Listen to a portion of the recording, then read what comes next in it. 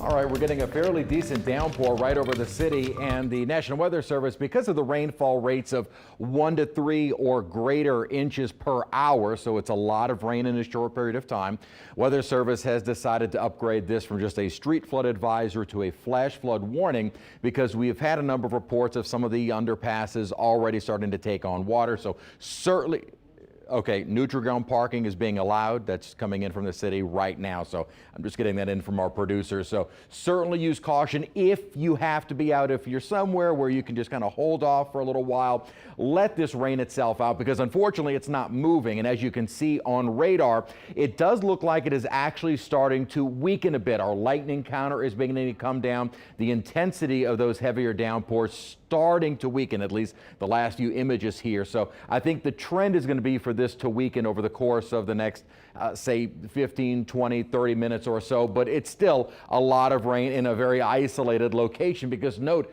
the rest of us are still under bright sunshine, especially on the North Shore, and temperatures outside of that rain easily getting into the mid-90s. Our high today was 95 degrees at Kenner. Now we're getting in on that rainfall, but again, it is really just over northern Jefferson, parts of the West Bank, and the city. Now note, where our tower camera is on the West Bank, no rainfall at all. So this is a very isolated downpour. Still 93 degrees at Kenner. This icon indicates rain in the vicinity, not actually raining at the airport, with a heat index of 104. And the heat has been the main story for our forecast and will continue to be so over the next couple of days. Again, we can never rule out these isolated downpours in the summertime. Plenty of Gulf moisture. All it takes is some little trigger to get those heavy downpours to ignite, and sometimes you can get those high rainfall rates. If you're underneath just a more typical thunderstorm, not these deluges, then it really does help the temperatures. Otherwise, we stay hot and dry, such as in Ponchatoula. Again,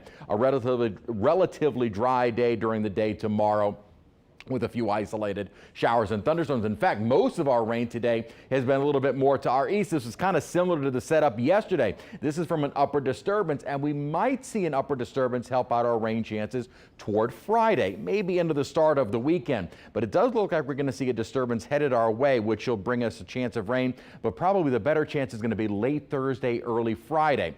Not going to really help us out with our temperatures, because we are still very much dominated by this upper ridging, which is taking hold out west and building farther to the east. In fact, this is going to dominate much of the southern and central United States, out over the west coast, toward the east coast, and even well into the Atlantic going into next week. What we benefit from are these little disturbances that are kind of able to still move around that high and come in from the Gulf, tapping into all that moisture. Because underneath that high, boy, look at the actual, this is not the heat index. These are actual high temperatures. Once again, triple digits. Check out Shreveport. They were at 104 degrees today. Excessive heat warnings for them tomorrow. We once again will find ourselves under that heat advisory, as heat indices will be getting into that 105 to 110 range. So what showers that we do see around at the moment will be ending during the day tomorrow. We'll start to see some scattered showers, thunderstorms bubbling up, and then that should say Friday. We'll probably see about a 30, maybe 40% chance of rain,